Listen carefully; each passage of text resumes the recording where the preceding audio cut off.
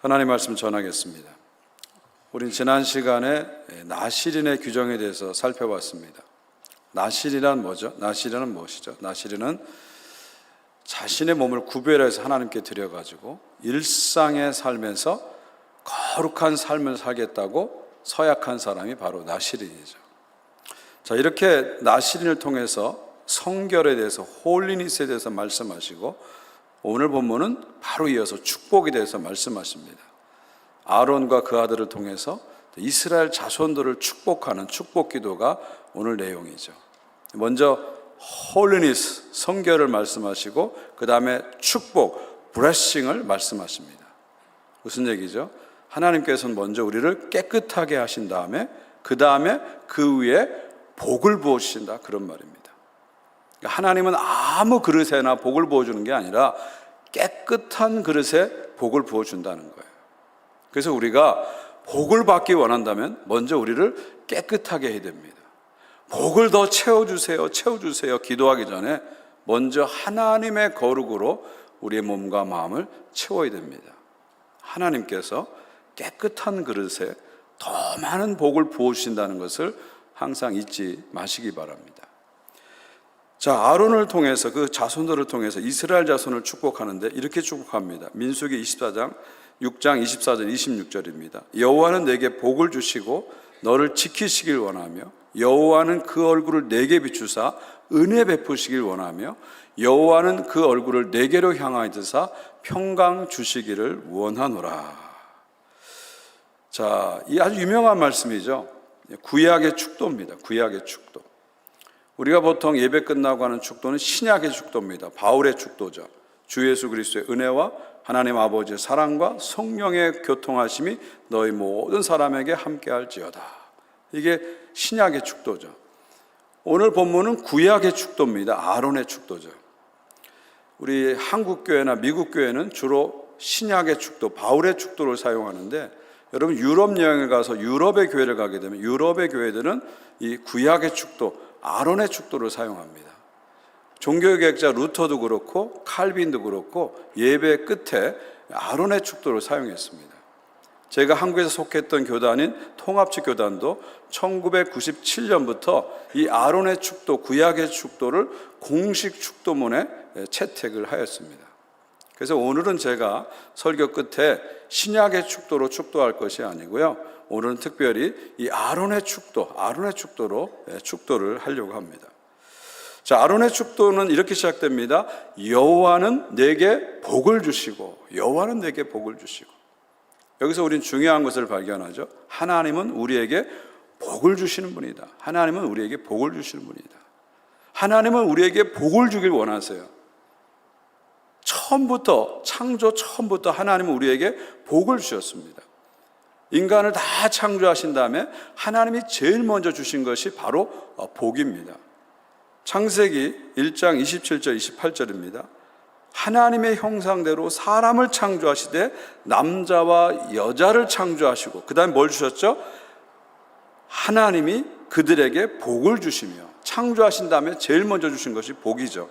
그 다음에 생육하고 번성하고 땅에 충만하라, 땅을 정복하라, 모든 생물을 다스리라, 사명을 주십니다. 이 순서가 중요해요. 창조, 복, 사명, 이렇게 되는 거죠. 하나님이 인간을 창조하시고 복을 주시고 그 복을 가지고 사명을 감당하게 하시는 것이 하나님의 큰 계획이라는 것을 우리가 볼 수가 있습니다. 하나님은 인간을 만드시고 제일 먼저 주신 것이 복입니다. 이건 무슨 말이냐면, 인간은 하나님의 복을 받지 않으면 살 수 없다, 그런 말입니다. 이 복은 마치 이런 겁니다. 어떤 제조회사가 주는 애프터 서비스와 같은 거예요. 영어로 하면 워런티 같은 거예요. 여러분, 자동차 회사들은 보통 엔진에 대해서 10년의 워런티를 줍니다. 10년 안에 엔진에 문제가 생기면 그 자동차 회사가 제조회사이기 때문에 책임진다, 그런 말이죠. 특히 고가의 제품일수록 워런티 기간이 깁니다. 마찬가지로 하나님께서는 인간을 제조하셨어요. 창조하셨어요. 그래서 인간에게 그 이후에 인간이 계속해서 하나님의 사명을 잘 감당할 수 있도록 끝까지 애프터 서비스를 해준다는 거예요. 워런티를 해준다는 거예요. 그러니까 복이라는 건 뭐죠? 하나님이 우리 삶이 잘 굴러가도록, 그래서 하나님의 사명을 잘 감당하도록 공급해 주시는 이 모든 것이 복이다, 이렇게 이해하시면 됩니다. 자, 이렇게 본다면 우리는 하나님의 복 없이 살 수 없는 존재예요.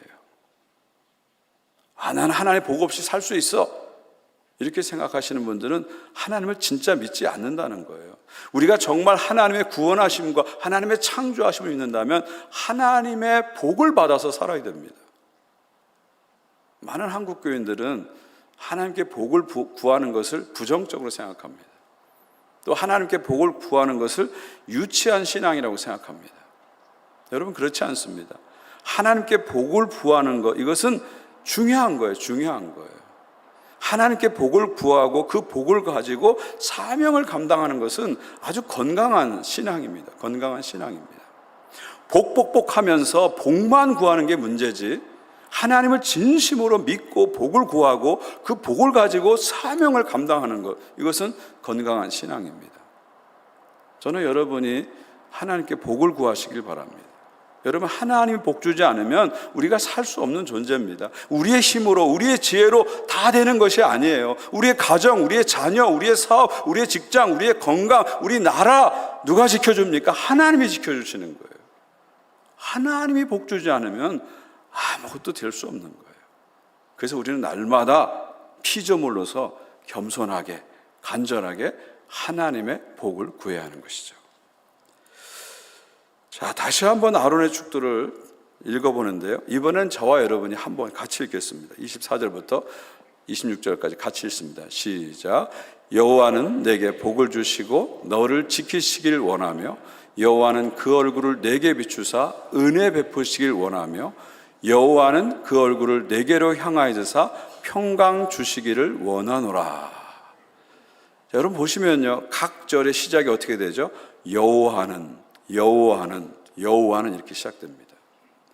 보통 히브리 문법에서는요, 동일한 주어가 앞에 한번 나오면 뒤에는 반복해서 나오지 않습니다.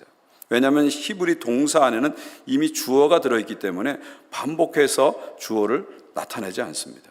그런데 여기서는 특별하게 여호와는 3번 반복하고 있어요. 여기는 중요한 의도가 있는 것이죠. 어떤 의도일까요? 복을 주시는 분이 하나님이시라는 것을 강조하는 거예요. 복을 주시는 분이 하나님이시다. 복의 주체가 인간이 아니라 하나님이시다. 하나님이 복을 주신다. 이것을 강조하는 거죠. 마지막 27절에도 이것을 다시 한번 강조하죠. 그들이 이같이 내 이름으로 이스라엘 자손에게 축복할지니 내가 그들에게 복을 주리라.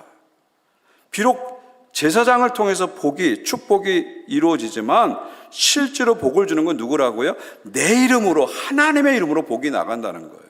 그리고 마지막 보세요. 내가 그들에게 복을 주리라. 누가요? 하나님이 복을 주신다는 겁니다. 복의 주체가 절대 인간이 아니고 하나님이시라는 거죠. 그럼 인간은 뭐예요? 복의 통로가 되는 거예요. 통로가 되는 거예요. 하나님이 만복의 근원이다. 이걸 항상 우리는 기억하라는 것입니다. 여러분, 부모들은 자녀를 다 책임질 수 없습니다. 부모라는 자리가 참 힘겹고 무겁습니다. 눈을 감을 때까지, 죽을 때까지 우리는 부모의 짐을, 부모의 이름을 내려놓고 살 수가 없습니다. 끝까지 자식 걱정하고 자식 생각하고 노심초사하면서 살 수밖에 없습니다. 그런데 여러분, 부모가 자식을 다 책임질 수가 없어요. 책임질 수가 없어요. 부모는 그냥 자녀를 축복하는 통로일 뿐이에요. 통로일 뿐이에요. 우리가 다 자식을 어떻게 책임집니까? 자식을 책임지는 게 아니라 책임을 하나님이 지시고 우리는 축복할 뿐이죠. 우리 교회 촌장님들 계신데 우리 촌장님들이 촌원들을 다 책임질 수가 없습니다. 여러분이 어떻게 책임지겠어요? 저도 마찬가지입니다. 제가 담임 목사로서 온 교인을 다 책임질 수가 없습니다. 이 많은 교인들을 제가 어떻게 책임져요? 제가 다 책임지려고 하면 저는 매일 잠을 못 잘 거예요. 김 집사님 사업이 잘 돼야 되는데, 박 집사님 아들이 사고 치면 안 되는데, 맨날 그런 생각하다가 제가 24시간 노이로제에 걸려서 잠을 못 잘 겁니다. 제가 어떻게 교인들을 책임져요? 하나님이 책임지시는 거죠. 저는 그냥 축복의 통로로 이렇게 말씀을 전할 뿐이에요. 그리고 교인들을 축복하면서 교인들을 위해서 기도할 뿐입니다. 기도할 뿐입니다. 우리 촌장님들도 마찬가지예요. 촌원들을 여러분이 책임지는 게 아니고 여러분은 통로가 되는 거예요. 그분들과 촌원들과 말씀 나누고 그들을 위해서 기도해 주는 거예요. 그게 촌장의 사명이에요. 많은 촌장님들이 촌장을 사역하고 나서 너무 부담을 갖고 더 이상 못하겠습니다. 그런 분들이 많이 나와요. 왜 그럴까요? 여러분이 너무 부담감을 가지고 촌원들을 자꾸 책임지려고 하기 때문에 그래요. 여러분은 축복의 책임자가 아닙니다. 축복의 통로예요. 부담감 때문에 사역에서 도망가려고 하지 마십시오. 오히려 부담감을 내려놓으시고 하나님께 촌원들을 맡기시고 사명으로 도망가지 마시기 바랍니다. 한 번 촌장은 영원한 촌장입니다. 저는 우리 교회에서 제일 영광스러운 직분이 촌장이라고 생각해요. 제가 만약에 교인이라면 다른 어떤 것보다 저는 꼭 촌장을 하겠어요. 이 축복의 자리, 영광의 자리를 포기하지 마십시오. 이미 촌장을 하고 계신 분들, 또 앞으로 촌장 하실 분들, 이 촌장의 사역에 많이 좀 지원해 주시면 좋겠어요. 이제 다음 달부터 우리가 새로운 촌을 이제 편성하기 시작하는데, 제가 제일 담임 목사로서 가장 힘들고 어려운 게 이 촌장님이 부족한 겁니다. 우리 교회가 촌모임이 너무 잘 되고 모든 사람이 촌모임을 다 좋아하는데 촌장님이 항상 부족해서 어려움을 겪습니다. 이미 촌장 하시는 분들뿐만 아니라 여기 계신 분들도 촌장으로 사명을 좀 감당했으면 좋겠습니다. 너무 부담을 갖지 마십시오. 여러분이 책임지는 거 아니에요. 하나님이 책임져요. 여러분은 그냥 축복의 통로로서 흘려보내기만 하면 돼요. 흘려보내기만 하면 되는 거예요. 항상 기억하십시오. 하나님이 축복의 주체인 것입니다. 자, 마지막으로 다시 한번 아론의 축도를 제가 읽어드릴게요. 여호와는 내게 복을 주시고 너를 지키시길 원하며 여호와는 그 얼굴을 내게 비추사 은혜 베푸시길 원하며 여호와는 그 얼굴을 내게로 향하여 드사 평강 주시기를 원하노라. 자, 이 말씀 가운데서 우리는 6개의 동사를 발견하게 되는데 그 6개의 동사가 2개씩 짝을 지고 있는 것을 보게 됩니다. 24절에 복을 주다, 브레스하고 지키다, keep 연결되어 있죠. 25절에 얼굴을 비추다, shine하고 은혜를 베풀다, be gracious가 연결되어 있고요. 26절에 얼굴을 들다, turn하고 평강을 주다, give peace 이게 연결되어 있습니다. 두 개 동사가 이렇게 3개 세트로 연결되어 있습니다. 여기서 보면 앞에 있는 복을 주다, 얼굴을 비추다, 얼굴을 들다는 축복을 유발하는 어떤 행위를 말하는 거고요. 그 다음에 지키다, 은혜 베푸다, 평강 주다는 축복의 결과를 얘기하는 겁니다. 다르게 말하면 앞에 동사들은 원인이라고 보시면 되고요. 뒤에 동사들은 결과라고 보시면 됩니다. 무슨 얘기입니까? 하나님께서 복을 주셔야 우리 삶이 지켜진다 그런 말입니다. 하나님의 얼굴을 환하게 비춰줘야 우리에게 은혜가 온다는 것이죠. 하나님의 얼굴을 우리에게 향해 주셔야 우리 삶에 평강이 온다는 것이죠. 반대로 얘기하면 하나님이 우리에게 복을 주시지 않으면 우리 삶이 지켜지지 않는다는 거예요. 하나님의 어두운 얼굴로 우리에게 오면 우리에게 은혜가 아니라 심판이 임한다는 거예요. 하나님이 우리에게서 얼굴을 돌리면 우리 삶의 모든 평화가 다 깨져버리고 사라진다 그런 말입니다. 요즘 해가 점점 길어지고 있죠. 저녁 7시가 넘어도 날이 밝습니다. 온도가 점점 올라가서 이제 눈들이 거의 다 녹았어요. 그래서 이제 눈 보기가 어려울 정도로 눈이 거의 다 녹았습니다. 제가 어제도 우리 1주차를 실천하는 의미에서 1주 탄소금식을 실천하는 의미에서 아내와 함께 이제 공원을 산책했는데 나무의 색깔이 바뀌었더라고요. 어느 순간에 회색빛의 나무들이 이제 노란빛으로 바뀌어가더라고요. 그 다음에 이제 파란빛으로 그 다음에 바뀌죠. 노란빛으로 바뀐 나무를 보면서 변화가 오고 있구나 하는 것을 느꼈습니다.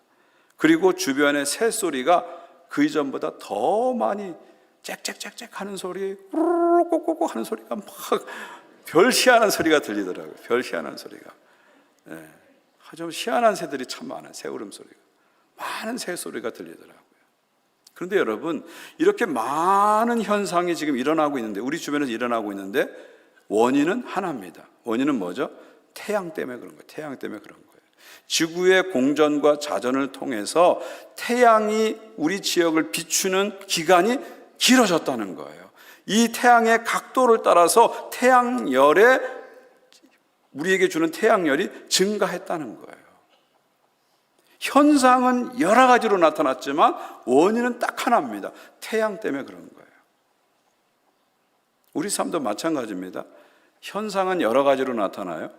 그런데 원인은 딱 하나예요. 하나님이 원인이십니다. 해 같은 하나님이 우리 삶을 비춰줄 때 우리 삶이 지켜지는 거예요. 지켜지는 거예요. 우리 가정이 지켜지고, 자녀들이 지켜지고, 사업과 직장이 지켜지고, 건강이 지켜지고, 나라가 지켜지고, 우리 마음과 생각이 지켜지는 거예요. 하나님이 우리를 향해서 환하게 비춰줘야 지켜지는 거예요. 하나님이 우리에게 환한 빛으로 비춰줄 때 우리 삶에 은혜가 넘치는 겁니다. 정죄가 사라지고, 불안이 사라지고, 치유가 임하는 거예요. 그리고 하나님의 그 환한, 해같이 환한 얼굴이 우리를 향하여 돌아올 때 우리 삶에 진정한 평화가 임하는 거예요. 그렇지 않으면 우리가 맨날 걱정, 근심에 휩싸여가지고 숨조차 쉴 수 없는 겁니다. 하나님의 얼굴이 환하게 비출 때 우리 마음에 진정한 평화가 찾아오죠. 우리의 생각과 우리의 상상을 뛰어넘는 하나님의 평화가 우리 주 예수 그리스도 안에서 우리의 마음과 생각을 덮는 놀라운 역사가 나타나는 것입니다. 해같이 환한 하나님의 얼굴이 우리를 향할 때 은혜가 부어지고 평화가 부어지는 거죠. 은혜의 강이 넘쳐나고 평화의 바다가 우리 가운데 넘쳐나는 겁니다. 강 같은 평화와 바다 같은 은혜가 하나님의 얼굴이 비춰줄 때 우리에게 임하는 것이죠. 사랑하는 성도 여러분, 우리는 스스로 빛을 내는 발광체가 아닙니다. 우리는 빛을 받아서 비춰주는 반사체입니다. 반사체입니다. 태양 같은 그 하나님의 빛이 우리에게 비춰줘야 우리 삶이 빛나는 거예요. 하나님의 빛이 우리 삶에서 사라지면 우리 삶이 어두워지고 시들어지고 무너지고 사라지게 되는 것입니다. 그래서 날마다 우리는 하나님의 얼굴을 구하면서 하나님의 복을 간절하게 또 겸손하게 구하면서 나아가는 것이죠. 오늘 하나님께서는 대제사장 아론과 그 아들들을 통해서 하나님의 복을 주십니다. 하나님이 직접 복을 주실 수 있지만 질서의 하나님은 계통을 통해서, 질서를 통해서 복을 주십니다. 그리고 예수님이 이 땅에 오신 이후에는 우리 대제사장이신 예수 그리스도를 통해서 복과 은혜를 주십니다. 이제부터 예수 그리스도의 이름으로 우리에게 모든 것을 주십니다. 예수 그리스도의 이름으로 복을 주시고 은혜를 주시고 평화를 주십니다. 여러분, 축복이라는 단어, 브레싱이라는 단어가 어디서 온지 아세요? 피 흘림, 브리딩에서 왔습니다. 브리딩, 피 흘림에서 브레싱, 축복이라는 단어가 온 거예요. 영어에서. 무슨 얘기예요? 피 흘림이 없으면 축복이 없다, 그런 말이죠. 예수께서 우리를 위해서 십자가에서 피 흘려 주심으로 하나님의 모든 은혜와 하나님의 모든 축복이 우리에게 임했다는 거예요. 예수님이 십자가에서 피 흘려주지 않으시면 우리는 아직도 저주 아래 살게 될 것입니다. 예수님이 우리를 위해서 피 흘려주지 않았다면 우리는 아직도 어두운 운명 가운데 살게 될 것입니다. 예수께서 피 흘려 죽으심으로 말미암아 우리에게 저주가 떠나가고 절망이 떠나가고 어둠이 떠나가고 하나님의 축복 안으로 우리가 들어온 거예요. 예수의 피 흘림으로 우리에게 하나님의 축복이 온 것이죠. 그래서 우리는 날마다 예수님의 이름을 의지하고 하나님의 복을 구하고 그 복을 누리면서 살아가는 거예요. 이것이 바로 성도의 삶입니다. 한 걸음 더 나가서 우리는 예수님의 이름으로 서로를 축복하는 성도가 되어야 됩니다. 우리는 하나님의 축복 안에 있어요. 우리는 하나님의 축복을 받은 존재들입니다. 우리 삶이 아무리 어렵고 힘들어도 우리는 여전히 하나님의 축복 안에 있습니다. 예수 안에 있는 사람들은 하나님의 축복 안에 이미 들어온 사람들이에요. 저주가 떠나갔고 심판이 떠나갔고 절망이 떠나갔기 때문에 예수 안에 들어온 사람들은 이미 하나님의 축복 안에 들어온 사람들이에요. 여러분이 아무리 어려운 가운데 있어도, 여러분이 아무리 힘든 일 가운데 있어도 여러분은 여전히 하나님의 축복 안에 있는 거예요. 그래서 우리는요, 어떤 일 앞에서도 기가 죽지 않는 거예요. 어떤 일 앞에서도 낙심하거나 절망하지 않는 거예요. 왜냐하면 우리는 예수 안에 있기 때문에, 하나님의 축복 안에 있기 때문이죠. 이걸 우리가 늘 확신해야 됩니다. 그리고 한 걸음 더 나가서 다른 사람들도 하나님의 축복 안에 있는 존재라는 것을 여러분의 눈으로 볼 수 있어야 돼요. 그럴 때 우리가 옆에 있는 사람들을 예수님의 이름으로 축복하기 시작하는 거예요. 축복하기 시작하는 거예요. 이 쏟아지는 비처럼 축복하는 거지. 하나님의 축복이 막 쏟아지고 있는 거지. 여러분이 교회 안에 다른 형제 자매들을 볼 때 내 옆에 있는 형제 자매가 하나님의 축복 안에 있다는 것을 여러분이 볼 수 있어야 됩니다. 그걸 보지 못하니까 자꾸 비교하고 정죄하고 비판하는 거예요. 저 사람이 하나님의 축복 안에 있는 소중한 존재라는 걸 보기 시작하면 비교하고 정죄하고 비판하지 않고요, 그 사람을 진심으로 예수님의 이름으로 축복합니다. 여러분의 자녀들을 볼 때 여러분의 자녀가 하나님의 축복 안에 있는 존재라는 것을 볼 수 있어야 돼요. 볼 수 있어야 돼요. 그걸 보지 못하니까 자꾸 잔소리하고 걱정하고 근심하고 야단만 치는 거죠. 근데 여러분의 자녀가 그럼에도 불구하고 하나님의 축복 안에 지금 있다는 사실을 내가 마음으로 고백하고 느끼기 시작하면요, 자꾸 축복하게 되는 거예요. 여러분의 자녀들을 축복하게 되는 거예요. 축복을 너무 많이 받아가지고 망가지는 자녀는 없어요. 우리 한국 부모들은 그런 생각이에요. 너무 축복 칭찬하면 애들이 망가져. 그렇지 않아요. 여러분은 망가질 정도로 축복하거나 칭찬한 적이 없어요. 대부분의 한국 부모들은 잔소리하고 걱정하고 그런 일을 더 많이 하는 거죠. 여러분의 자녀가 하나님의 축복 안에 있다는 것을 믿으시고 과감하게 더 많이, 더 자주 여러분 자녀를 축복하십시오. 부모의 입술을 통해서 하나님의 축복이 나갑니다. 또 결혼하신 분들은 남편을 축복하세요. 아내를 축복하세요. 여러분이 가장 먼저 축복할 사람은 여러분의 아내입니다. 여러분 남편입니다. 가장 많이 축복할 사람도 여러분의 아내고 여러분 남편입니다. 배우자에게 가장 축복된 존재는 바로 옆에 있는 배우자예요. 항상 이걸 잊지 마십시오. 내 아내가 정말 하나님 주신 축복된 존재라는 것을 여러분이 볼 수 있어야 됩니다. 내 남편이 하나님 주신 축복된 존재라는 것을 볼 수 있어야 됩니다. 그러면요, 자꾸 축복하게 돼요. 근데 그렇지 않으면, 축복된 존재라는 걸 보지 못하게 되면 자꾸 단점만 보게 되고 잔소리하게 되고 자꾸 비난하게 되는 거예요. 그러나 여러분이 여러분의 배우자를 축복된 존재로 보면서 자꾸 축복하기 시작하면요, 놀라운 일이 일어나는 것입니다. 저는 한 걸음 더 나가서 여러분들이 여러분을 만나는 모든 사람들을 축복하는 사람이 되기를 간절히 바랍니다. 하나님은 우리에게 복을 주시고 우리는 축복하는 존재로 세워진 거예요. 하나님께서는 여러분을 통해서 모든 사람들이 복을 받기 원해요. 그게 하나님의 깊으신 뜻입니다.